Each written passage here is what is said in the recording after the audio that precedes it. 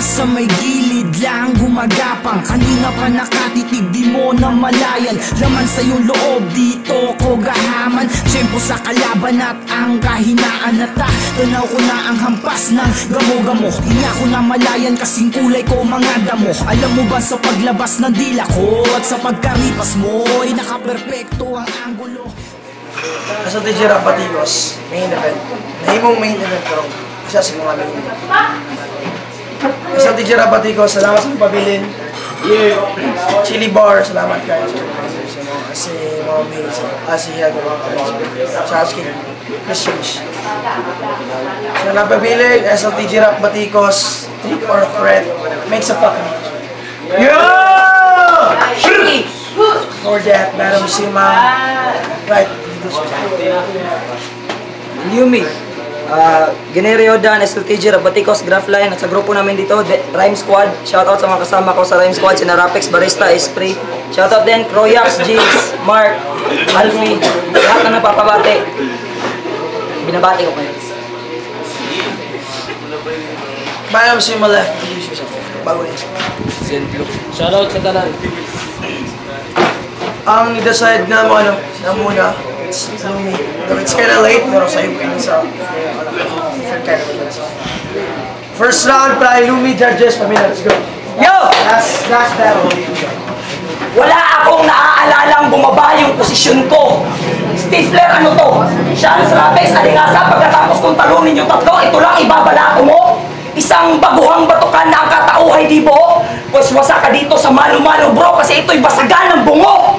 Eto na ba yung kalaban kung kakagraduate lang sa grade 10 pero sobrang mamaw na daw sa pen game? Bumalik ka na lang sa pagdodrawing ng alien ni Ben 10, dun ka dapat mag-maintain. Ako pa napili mong labanan ng written? Puta, ito ang tinuturing kong main lane. Ang kapal ng mukhang dumiretso ng mainstream, di mo nga kaya sabayan bawat crossover ng dakdakon ay pagalawan ni Dwayne Wade. Ano gusto mo na sample? Sige, pagbibigyan kita. Kasi sa Victo, malamang makarinig ng lirik kong pamaslang, pues bawat speed ko, pabalatay, uuwi kang pahalang, bawat tanda ko, padamdam magtatanda itong mamang, puta ko'y karagatan, nakikilangoy ka lang, alamang. At kahit ibahin ko pa ang agos at ang daloy, ito'y balwarte ko, di mo ko dito mababagoy. Narain yung pambakto, pues ako'y maestrong bagoy. 7-0, magiging gado, pinalakol ko na tong kahoy. O diba, mas nagtunog kanta papakinggan yung verse ko kaysa sa kanta mo. Partida, may beat tayong sayo. Nagpapatunay lang yan na kung sino mang sumusuporta sa iyong likod, bro. Kinukonsinti lang nila yung pagiging tanga mo. At dapat mo kong paniwalaan.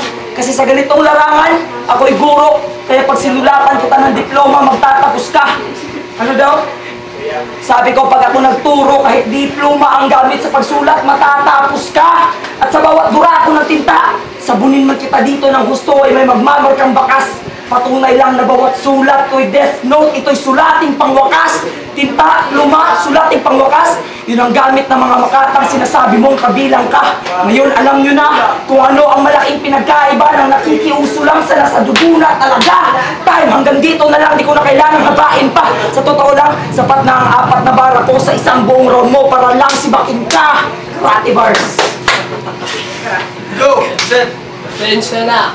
Sa puntong to ay kailangan ko'y sa gitna ng kawalan. Susubukan ko mamingwit at ang gagamitin kong hook ay buntot ng alakdan. Pero kung di ka man kumagat sa payo ng problema, lumangoy ka ng malaya sa batis mo. Kaso gusto ko lang sabihin na yung batis na yan na mismo ay duga ng buntot na ginamit ko. Ito'y food chain. Ika'y hawak ng tanikala. Ako'y di lang top predator, ako din mismo yung kadenas, hindi ka pwedeng makawala. Kaya tsansa mong manalo sa akin, parang konsensya ng gobyerno dahil wala. At kwenta ng bara mo laban sa akin, parang pakiko dahil wala. Maipo-ipo ang katha. Sa ikot ng panahon ni kay kilabutan. Ako ang apo ng apo mo, di mo ko maaabutan. Ikaw ay nag-champion, no mercy free. Ayos magaling. Pag nilamon kita, lahat ng nilamon mo ay nilamon ko na din. Ako'y nagwawala. Parang prison break. Pag pinakita ko sa'yo, suntok ng demonyo, yun ang demon strike. Kaya't kawawang nilalang. Natsyempuhan ng aking paglalaro, mga linya ko may talim, sibat at palasok. At porket gabi kita kinalaban, di babagsak na yung araw ko sa'yo. Mangyayari lang yan kapag binato kita ng between doon, babagsak ang araw ko sa'yo. At huwag kang tumitik sa mga matang to, di mo kaya na basahin. Pinagmamasdan mo kalawakan sa tinga ka tingin ka sa akin. At mga tulakoy sa lalim ng mga kaisipan lumalakad. Huwag hinamay katahimikan at bumumuhay sabay na magbabasag. Kapangyarihan ang tinawag ngayon kaharap mo na. Ako ang klimang dinidependyahan mo sa tuwing pumapalaot ka. Ngayon buhos ng ulan baliktad. Nasa baba ang umiiyak. Ngunit ikay mataas kasi pinalo ng kidlat at itak pang taga sa iyong pangalan. May kaya ka nga na rin nasa harap mo ay kamahalan. Ngunit ako'y walang pake kahit sino makalaban nito'y underground kasi mababa at tinatapakan. At 32 lines sa kada rounds, 2 minutes ay shoot free. Patay ka pagdating ng 32 na parang ikaw si Bruce Lee.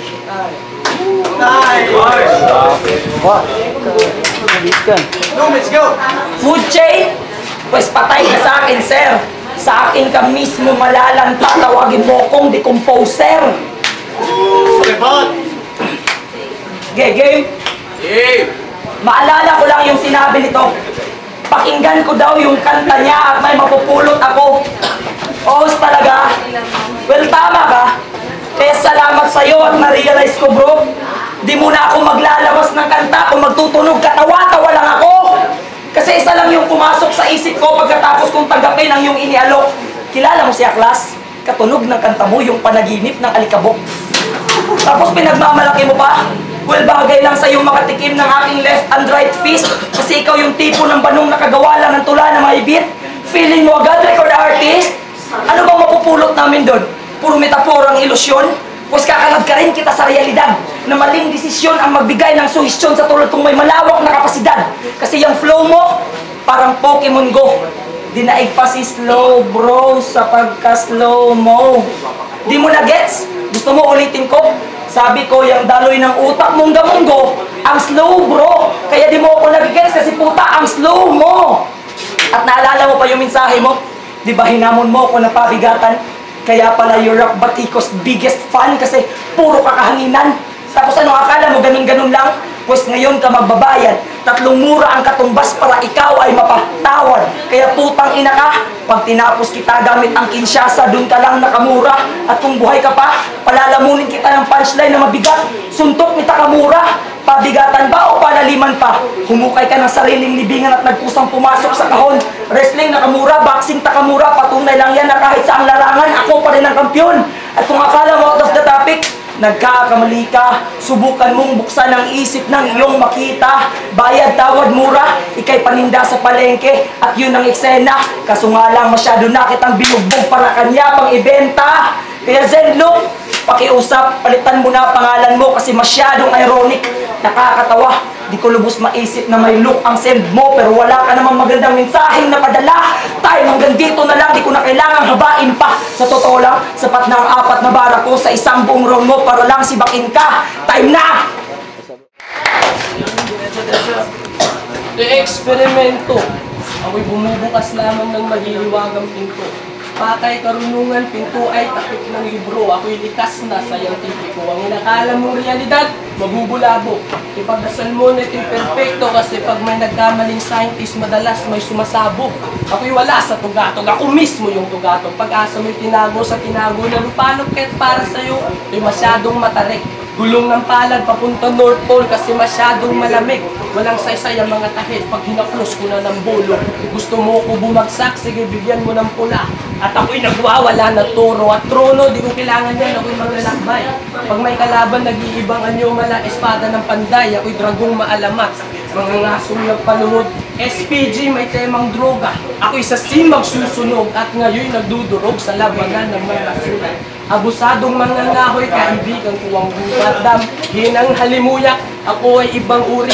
Mga tula ko gawang tama, makinig kayo ng mabuti at ako'y paano mahuhuli kung sa ulap na katungtong. Lahat ng sumisigaw, pag ako na sumigaw na pagkakamalan silang bumubulong. Kaya ba't ka pumayag na isakripisyo sa akin? Hindi ako manghuhula, kaya paano ka papalarin? Sa halip, tatapyasan ng dahan-dahan yun ng pound per pound. Dito circles of hell, pero makikita mo'y kalupitan sa bawat round. Kasi galaw ko kakaiba, na parang drunken master. Ito ang yung apocalypse, ito'y di na basta yung patin ito. Ang revelasyon ako'y tinawag ng sining. Tamang gamot ang pagtubo ko sa ilalim na parang ugat ng ginseng at doon ka kung saan marami sila. Ako, mas gusto ko pag mag-isa. Pag mo ko sundan, lumulutang ako, walang bakas ng mga paa. Pero paano mo may papaliwanag ang daanang naabo tamang ako yung hinaharap pag ang hinaharap mo ay ako. Game. Hindi ko muna ikot sa akin yung bars mo. Tapos, offbeat pa sa solo o duet. Napagkakamalan ka lang Makata kasi mukha ka namang poet. Game.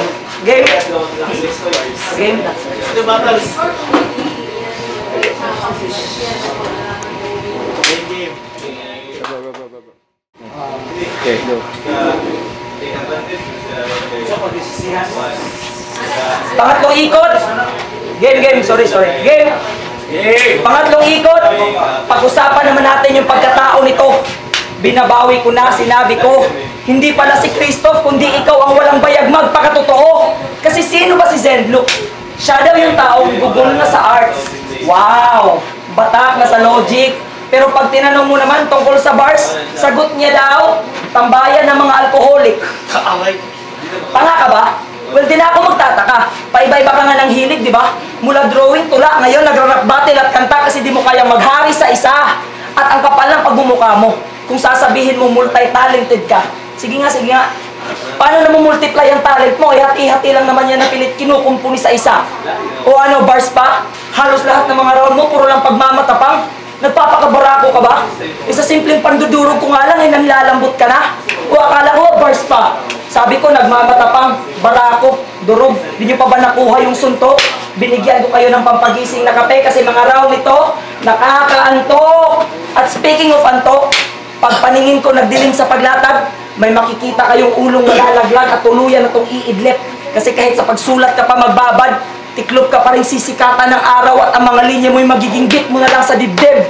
I-replay mo ulit yung video pagkatapos i-upload na maunawaan mo talaga. Ginamit ko ang tulog bilang referensya kasi alam ko sa paghanda mo sa akin, pagod ka na pues, pwede ka nang mamahinga. At kung akala mo, at kung sa sarili mo malaki ang iyong tiwala, nagamit ang purong bars, makakapuro ka at may panalong madadala, pues ngayon ka maniwala na marami ang namamatay sa maling akala kasi kabilang ka na sa kanila.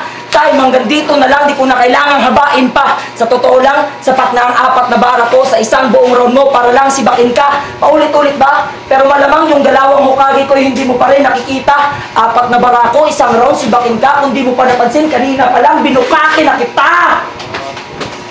Let's go! Ikatlong ikot. Tignan natin kung di ka pa mahilo. Ito resulta pag tinriple ako'y naginawa ni Hero. At dito, balisong ko'y pang tatak. Ito'y wifi sa roof deck, sobrang lakas pag sinaksak. Kaya't lagnat, bagsak, asahan ng matalo.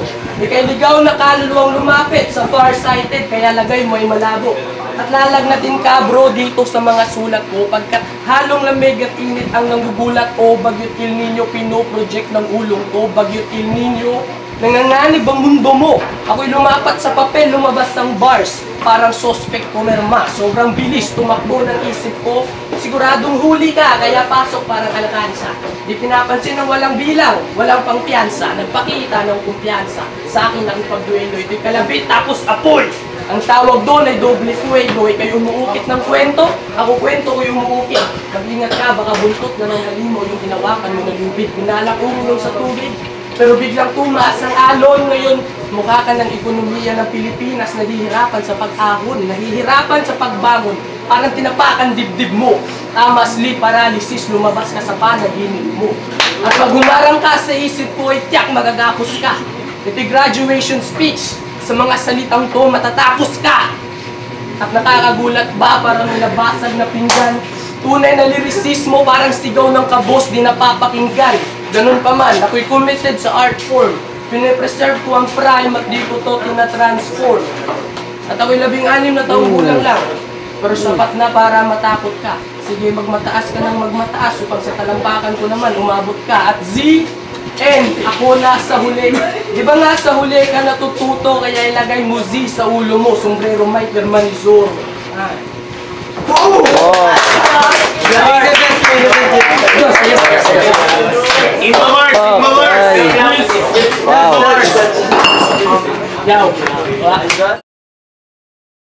As a DJ Rap Baticos, pinaka-last na battle, salamat sa Chili Bar sa pag-antos sa sabasa-sabang Andre. As a DJ Rap Baticos, outro ko sa sabasa-sabang. Ano itong battle? Ano itong battle? Zen Luke vs. Illumi ni Maka Horado nagboto. 3-2 para kay Zen Luke. That's good. Salamat. Bye, judges, bye. Salamat. Yan, chill, get off shit. Dikit yung laban. Let's go, bro. Oo, sobra ka dikit. Tanaw na lang sa video. Ako na bahala mag-isip. Taxes, Discipline, kanina, pare, papasag na ako, pero I heard the punches right.